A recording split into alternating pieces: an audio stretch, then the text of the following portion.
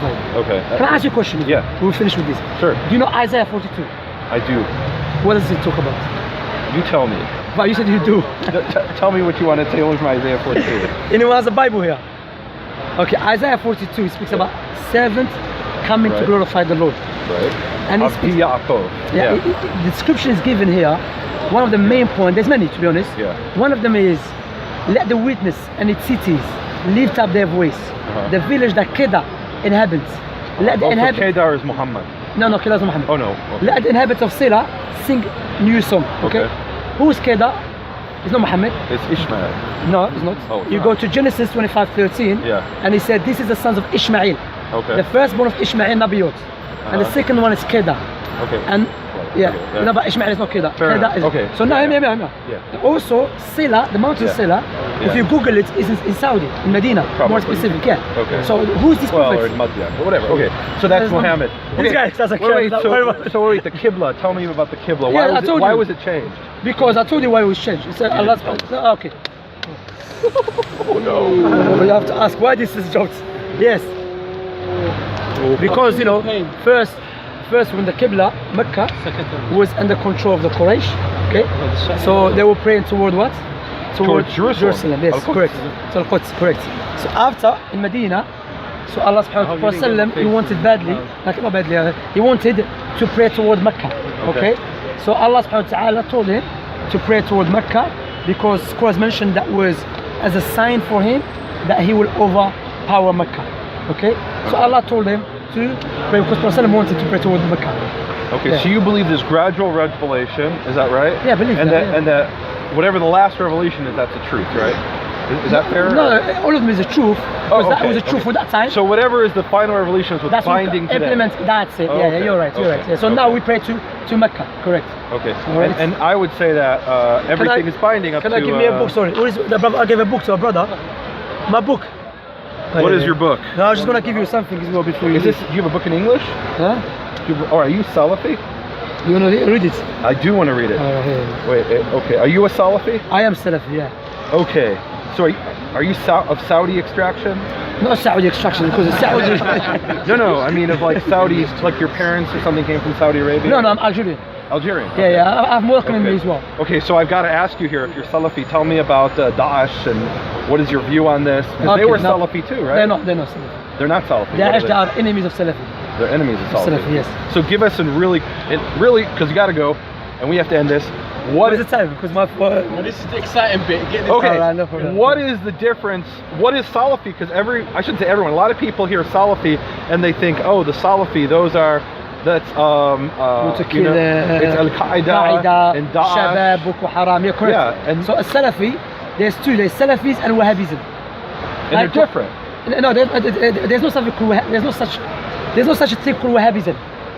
Okay. Salafis are, quote unquote, they call it Wahhabism. Okay. Right. In the West, they call Wahhabis. Wahhabis. Muslims, they call it Salafi. Yes. Okay. So let me clarify to you. Salafi mean someone that follow the Quran, the prophetic tradition, according to the 3 generations. Why the 3 generations? After Muhammad. Yeah, his companions. No, his companions, their students. Why? Okay. Because Prophet Muhammad ﷺ, he said the best people is my people and those who come after them and those who come after them. So this is called as-salafus salih in Arabic language, which is pious predecessors. Okay. You with me? So this is why you said you don't pray to like dead saints, because like in certain parts of the world, they'll have a tomb of a sheikh, and they'll come and they'll pray there, and they'll say, no, we're praying to Allah, but we're praying at the tomb of the saint. Yeah, we don't do that. You don't accept that? No, we don't accept that because that's not the teaching of Prophet Muhammad. Neither with his companions and their students. So that's what a Salafi. Salafi mean I'm a person who follows the Quran, prophetic tradition, and how his companions understood the Quran and the prophetic tradition. And Prophet Muhammad said to his daughter, "What blessed Salaf am to you." So I once had a conversation with a Sunni cleric, sheikh, and he said to me, because I'm a Karaite Jew, he said, you Karaites are just like the Salafi. He said, you don't think the dead person in the grave can hear you. I said, I don't know if he can hear me or not, but in Deuteronomy 18 it says, don't pray to the dead. That's it. So I'm forbidden to pray whether he can hear me or not. That's it. You're right. So, you're right. 100%. We're not allowed to pray to the dead. We're allowed to pray to Allah subhanahu wa ta'ala. Even someone alive, I'm not allowed to pray to him. I pray to Allah subhanahu wa ta'ala. And those who come with this ideology was the so-called Fatimiyun, they call Ubaydiyun, which is a group of Shi'ism. They came with it in around 4th century.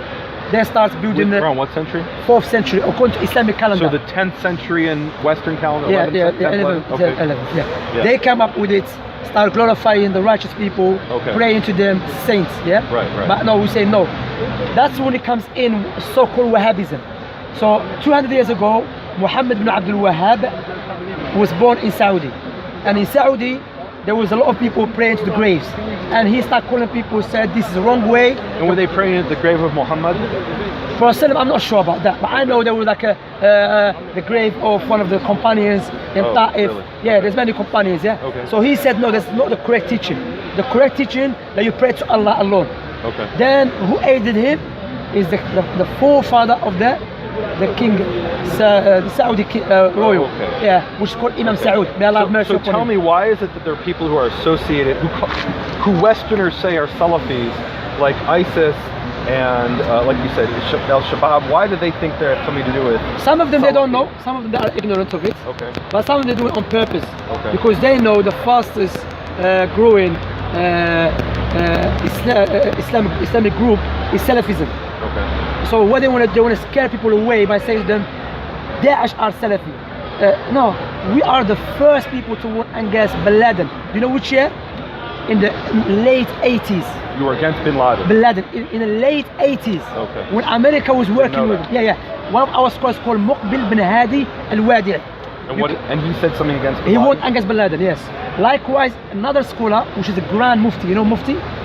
Grand Mufti of Saudi, Bin Baz, in the 90s, he warned against Bin Laden. Wait, so tell us what Grand Mufti is. He's Grand Mufti, like leading religious figure or something? A religious figure, of the state. Okay, because I've heard of the Grand Mufti of Jerusalem, but I don't know the... Yeah, like in Jerusalem, that's the one who you go back to. So there's one in Saudi, yeah? There's every country. Okay. So, I didn't know, okay. In Saudi, in the 90s, their Grand Mufti, which is the Mufti of the state, he said Bin Laden is a misguided individual. Misguided individual. Okay. Likewise, we warn against the likes of Daesh, ISIS, and other than them. We have many leaflets. You can see my videos. We have. So in your videos, you speak against ISIS openly. Rather, we have a Thank you. You're welcome. That's good. They're bad people. Of course, without any doubt. We can disagree on politics, but we agree on this. Yeah, of course. But this man said to me in the beginning, we're not going to talk politics and Middle Eastern issues, but this we agree on. Okay, all right. I'll tell you something. Yeah. We have a table called Dawah table. Yes, Dawah table. We have one in America. Okay. We have one in what they call Denmark. No, not America, which is the places. Philadelphia, and we have one in and what Washington. Does it mean, a Dawah table? Dawah table means we have a stall called CC Dawah. CC stalls. So we go. Store? Yes, stall. Yeah, no, we go stall. Yeah, stall. Okay. So we go out there teaching people about Islam, and we have a banners warning against ISIS and Boko Haram and Al Qaeda and Shabab. So if you had someone in your masjid, in your mosque, who was preaching, who was saying things about ISIS, you kick him out. You kick him out without any doubt. Good for you. Yes. Okay. Not even talking to, just even sitting down in a mosque and talking to the other people.